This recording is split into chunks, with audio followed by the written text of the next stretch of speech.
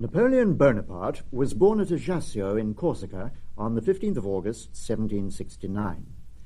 Destined for the army, he graduated from the Paris Military Academy, becoming an ardent supporter of the revolution, especially when he learnt that his home in Ajaccio, revolutionary forces, and his family, his mother, 4 brothers and 3 sisters, had been obliged to take refuge in France. As a young officer, Napoleon Bonaparte showed no signs of outstanding talent, but in 1793, when Toulon, in the south of France, had been occupied by a combined British, Royalist and Spanish force, Captain Bonaparte was given command of the besieging Republican artillery. Not only did he display courage of the highest order, but he produced a plan of attack, to which General Dugommier, commanding the Republican army, listened with great attention. Promotion to Brigadier General of Artillery followed, but then almost immediately came the fall and execution of Robespierre. Suspected of Robespierreism, the young general was called to Paris and offered an obscure post in the Vendée. He never went there, and the months that followed, under suspicion, unemployed, unpaid, were lean indeed. Stendhal quotes a letter from a friend. His hair hung down on his shoulders like 2 vast spaniel ears. His mien was sombre, his frock-coat threadbare. In fact, he looked so utterly destitute that I could not believe that he really was a general. But I changed my mind after meeting him 3 or 4 times. He had a piercing gaze, and his face lit up as he spoke. Turbulent Paris, however, was again seething with discontent, and the Convention, the successor to Robespierre's government, was in danger of being overthrown by the mob. One of the most influential members of the Convention was the ex-Viscount Barras, a man of little talent, but with the gift of choosing the right man to serve him. As the danger materialized, he sent for the victor of Toulon. General, in the name of the Convention, I offer you the command of the army. The fate of the revolution is in your hands. I would like to think. I'll give you 3 minutes, not a second more. Very well, then, I accept. But I warn you, once I have drawn my sword, I shall not sheathe it again until order is restored. It was just on midnight, and Bonaparte made his plans. As day broke, men and cannons were in position.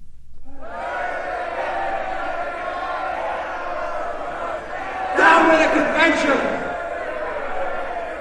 Death to the traitors! Follow the scaffold! Lay down your arms, soldiers! It's your last chance! The Convention is finished! The Convention is finished! Fire!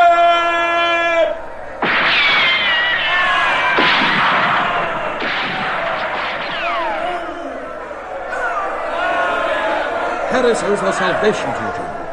As head of the new government, the Directorate, I name you Commander-in-Chief of the Forces of the Interior. It wasn't long before Bonaparte got his first chance to climb to the highest summit.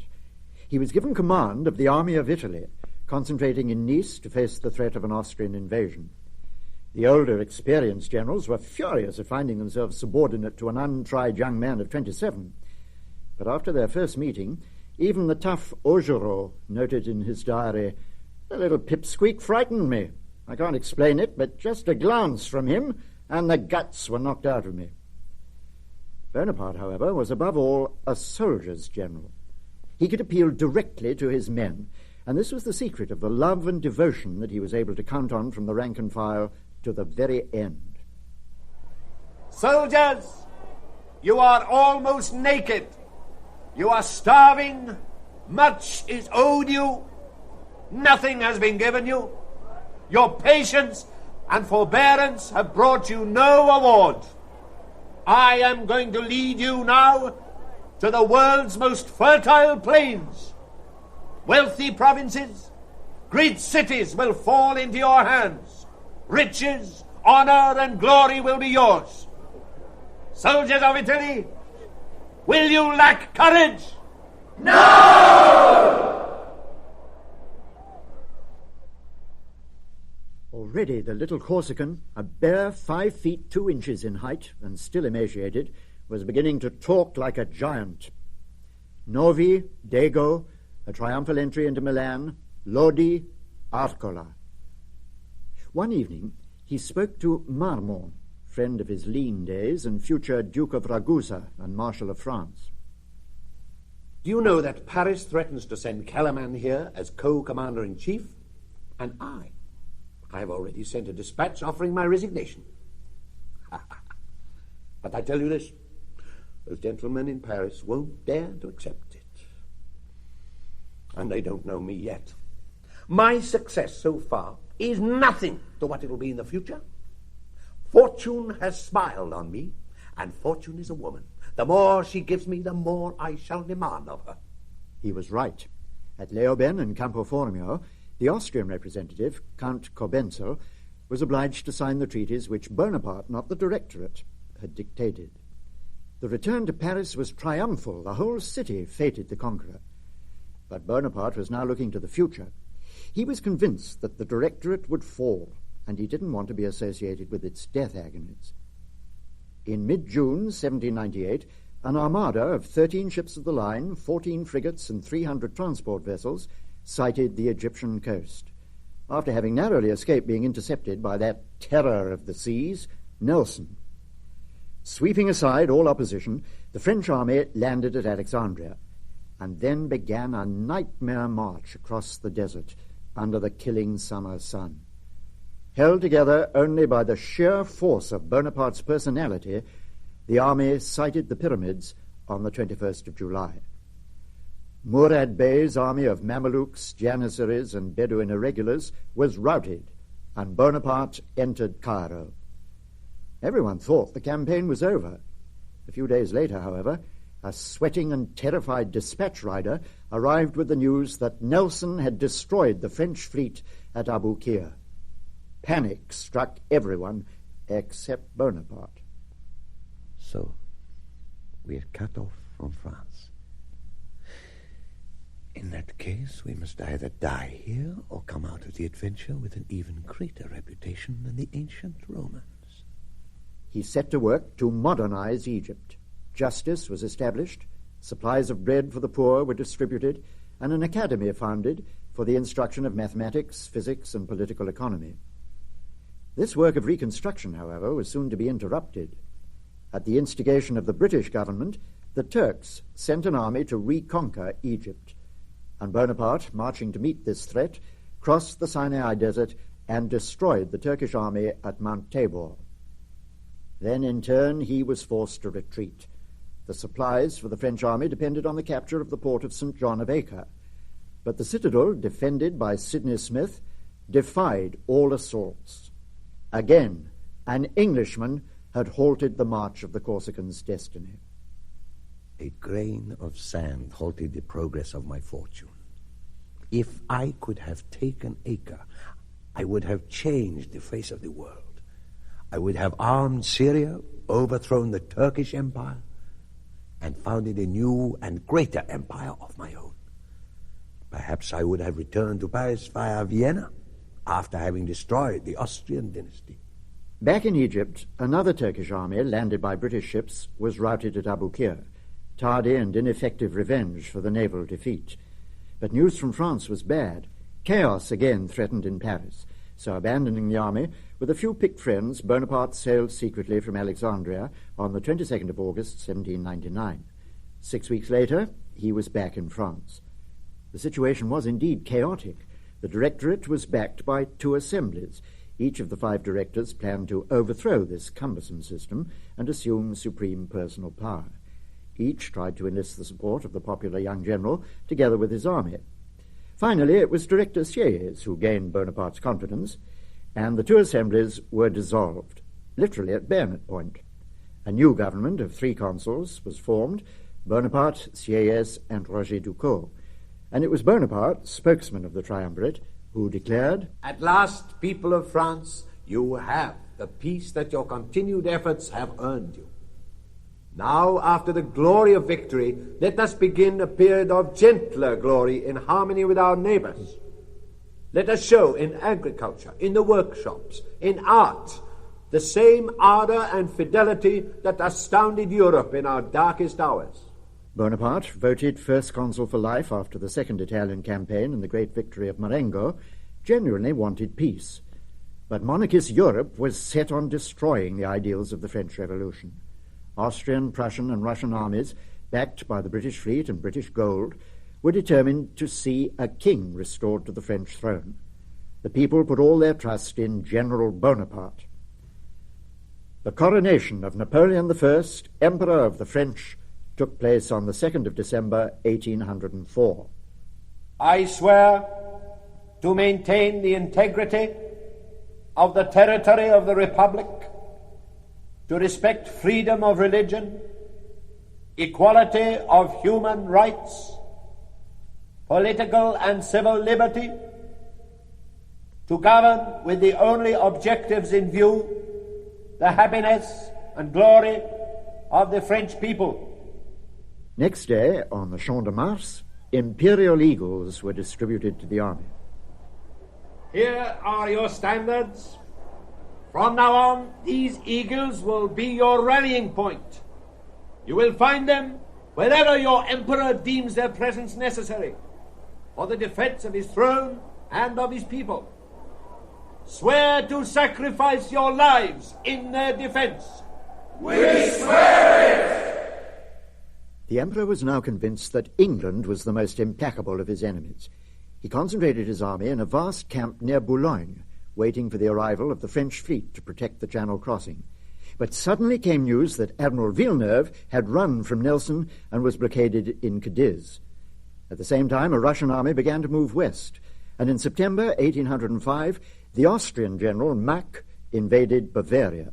The Boulogne camp was abandoned, temporarily, so it was thought at the time, and at the head of La Grande Armée, Napoleon crossed the Rhine. Less than a month later, the Austrian army capitulated at Ulm. But sombre news followed this victory. Nelson had destroyed the French fleet at Trafalgar. It was a shattering blow for the emperor, but it didn't deter him. Though Trafalgar was the end of a dream, he wouldn't allow himself to brood. On the 13th of November, he entered Vienna, and 18 days later, at Austerlitz, with 85,000 men, he confronted an army of 90,000 Russians and 25,000 Austrians under the joint command of the Tsar and the Emperor of Austria. Soldiers, I will be directing tomorrow's battle. I will keep out of range of the enemy fire if, with your usual courage, you sow confusion in the opposing ranks. But at the first sign of hesitation on your part, you will see your emperor riding ahead. Sir, you won't have to run any risks. We'll give you the word of the grenadiers. You just watch us, and we'll bring back the Russian standards as an anniversary present.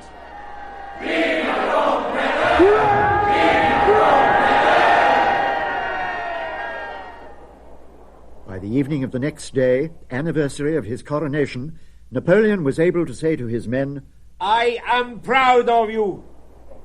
You have decorated your eagles with immortal glory.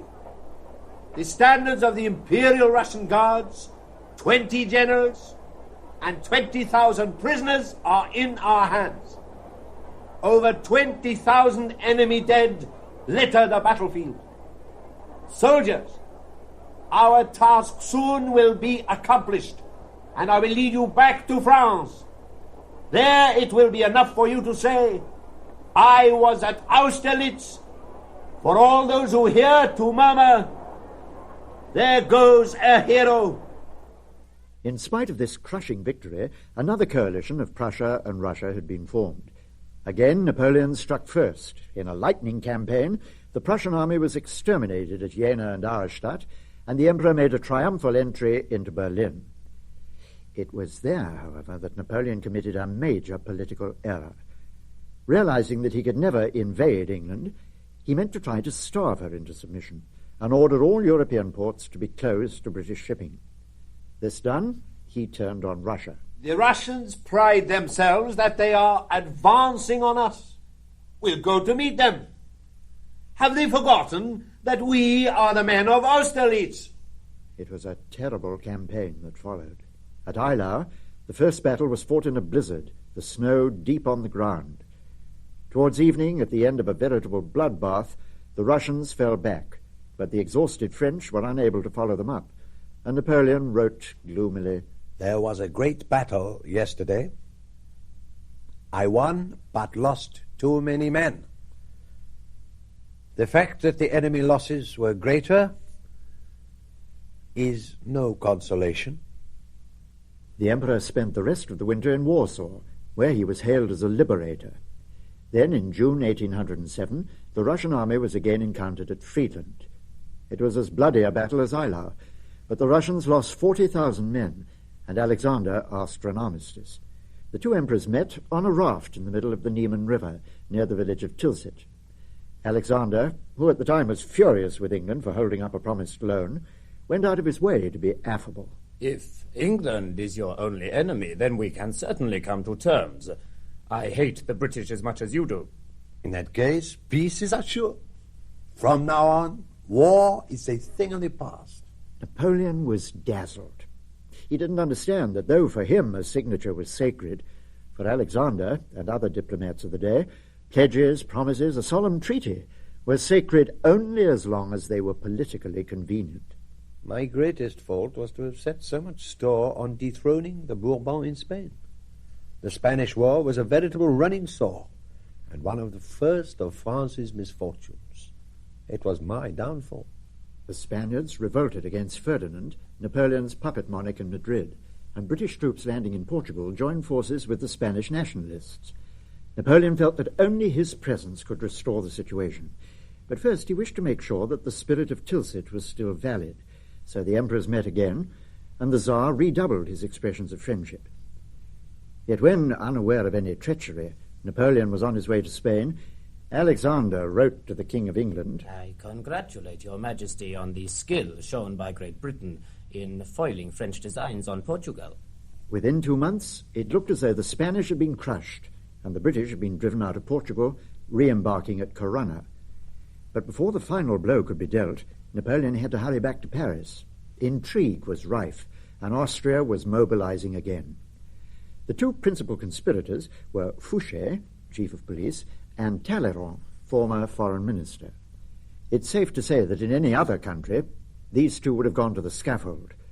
But Napoleon the Conqueror was also a warm-hearted man who couldn't bring himself to punish a former friend. He flew into a violent rage and rounded on Talleyrand. You're a thief, a coward, a man without faith. You don't believe in God. You betray everyone with whom you have any dealings. You'd happily sell your own father. I could have you hanged publicly, but I despise you too much. Do you know what you are? You are a lump of dung in a silk stocking.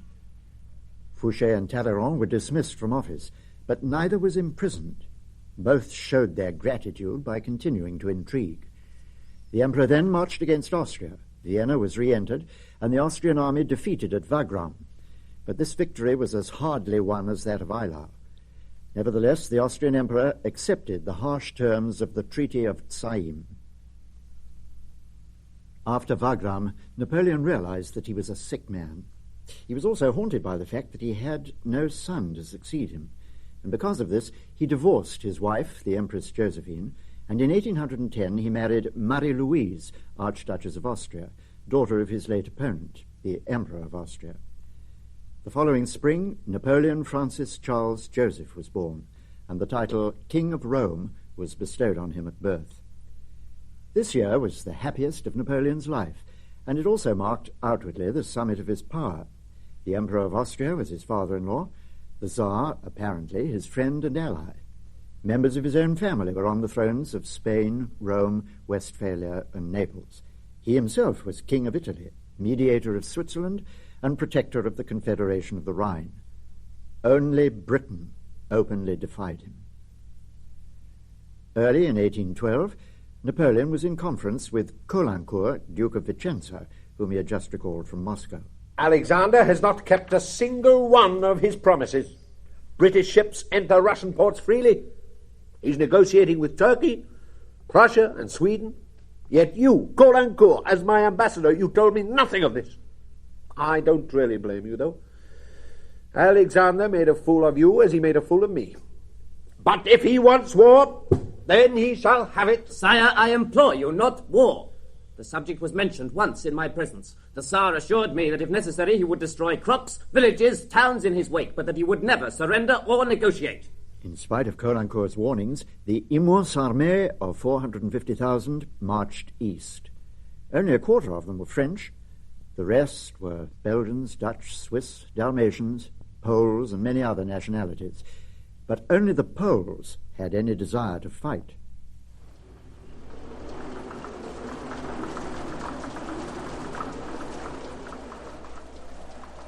Yes, Berthier, what is it? Sire, the situation is disastrous. Already over 50,000 men have dropped by the wayside. Between here, Vilna and Kovno, the air is foul with the stench of corpses of 20,000 horses. Many of the regiments are reduced to half. We cannot go on. You must go on. There will be a battle, and I will annihilate the enemy. If necessary, we'll sign the peace treaty in Moscow. Then there will be no more war. The battle was fought at Borodino, on the banks of the Moskva River. By night, 30,000 French and some 60,000 Russians lay dead or dying on the field. But no envoy asking for peace came to Napoleon, not even after he'd entered a semi-deserted Moscow. Instead, the Russians had set the city on fire, and large areas were burnt to the ground. There was only one solution: retreat. The cold was unbearable. Crows fell, frozen in their flight. Men staggered, collapsed, and disappeared under the white sheet. At dawn, around each dead fire lay hundreds of corpses. At Smorgone, a dispatch from Paris was received telling of the near success of a plot by a certain Colonel Mallet. Handing over the command of the ragged remnants of the immense armée to Murat, Napoleon raced back, arriving in Paris on the 18th of December. So, gentlemen, you thought I was dead. But what about the King of Rome? Your oath of allegiance? Your pretended loyalty? You make me shudder to think of the future. But there was no time for reproaches. All Europe was preparing to march on Paris. Austria, though bound by a treaty to give Napoleon military aid, merely offered services as mediator, while Count Metternich, the real ruler of the country, was secretly urging the Allies to hasten their attack. It was with an army of raw recruits that Napoleon recrossed the Rhine to meet this threat. Even so, he gained 2 amazing victories at Lützen and Bautzen, and then unwisely, at the suggestion of Metternich, agreed to an armistice. Worse still, he had reports that the Austrians intended to join forces with his enemies, but in spite of this, he agreed to meet Metternich at the Marcolini Palace in Dresden to discuss peace terms. France must give up Italy, evacuate Spain, dissolve the Confederation of the Rhine and the Duchy of Warsaw. You are mad. This is an outrage. And you dare to tell me that my father-in-law has agreed to this proposal? Does the Emperor of Austria wish to dethrone his daughter? Whatever happens to his daughter, the Emperor of Austria, my master, is above all a sovereign. The interests of his people take precedence above all other considerations. The fruitless wrangle continued until evening. But as he was leaving, Napoleon put his hand on the shoulder of his friend Metternich. Truly, you're not going to make war on me, are you? You are lost, sire. I suspected as much on arriving here. Now I know it. Fighting broke out again on the 21st of July. This time the Russo-Prussian army was swelled by a contingent of Swedes under Bernadotte and 200,000 Austrians under the command of Prince Schwarzenberg. Napoleon won another brilliant victory near Dresden, but on the 18th of October began the 3-day Battle of Leipzig, when the French troops were overwhelmed, Napoleon's first defeat in a pitched battle. Again, Napoleon returned to Paris to raise another army. The Allies left him little respite, and on the 21st of December, France was invaded. Though outnumbered by 10-1, Napoleon, during the brief 1814 campaign, refound much of the fire of his youth, winning battle after battle. But the Allied steamroller pushed doggedly on towards Paris, where the static garrison surrendered without firing a shot. Wild with rage when he heard the news, Napoleon moved to Fontainebleau. With him was the Guard. He wanted to negotiate, but he and his men were willing to fight if the Allies showed themselves too intransigent. He was to obey him, and Marmont, with a whole army corps, went over to the enemy. Napoleon was obliged to abdicate, accepting the fact that the house of Bonaparte was barred and the Bourbons would return to the throne of France. Before leaving for exile in the Isle of Elba, he said farewell to the old guard.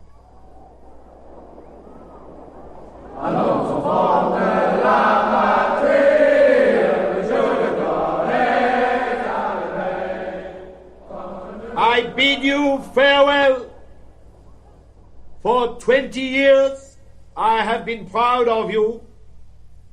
Part of the army has betrayed me.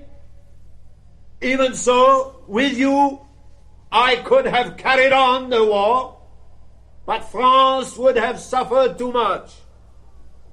And now, be faithful to the new King of France. Love your country always. I cannot embrace you all, but I embrace you, General. Bring me the eagle. Cherished eagle. May this kiss find its echo in the hearts of all of you, my gallant men.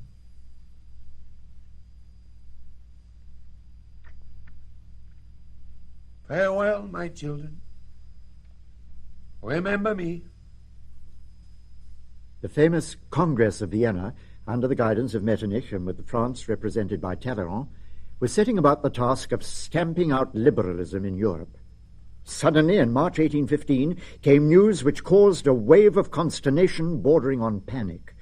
Napoleon had escaped from Elba and was marching across the Alps. Within 3 weeks he was in Paris, and the Bourbon Louis XVIII was in flight. Reinstalled in the Tuileries, Napoleon addressed Europe's monarchs. There is no question of trying to rebuild the past. I had great ambitions for France. I have renounced them. All I want is peace. But Europe was not prepared to listen. Soon an allied army of close on 800,000 men was massing. Wellington landed in the Low Countries to be joined by Dutch and Belgian contingents, and the Prussian Marshal Blücher crossed the Rhine. Napoleon had no choice. He must try to defeat his enemies piecemeal before they could unite. For the last time, he left Paris at the head of an army. On the 16th of June, he inflicted a severe defeat on the Prussians at Ligny, but the same day, Marshal Ney failed to press home an attack on the British at Quatre Bras. On the morning of the 18th, on the field of Waterloo, Napoleon chided one of his marshals for admiring Wellington, qualifying him contemptuously as a sepoy general. But throughout the day, the British and their allies held on desperately till the arrival of Blücher's Prussians. His army shattered, Napoleon hurried back to Paris. He should have stayed with his men, for in Paris his personal enemies awaited him like vultures. Again he was forced to abdicate. I offer myself as a sacrifice to the hatred of France's enemies.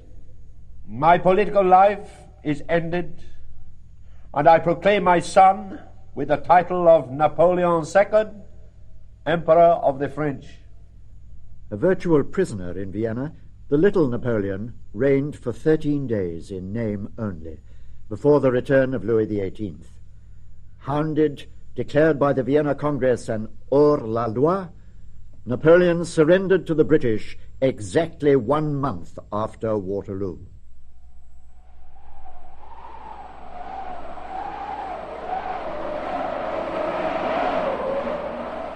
A sick and dying man, the Emperor's life dragged on miserably on the storm-swept island of St. Helena.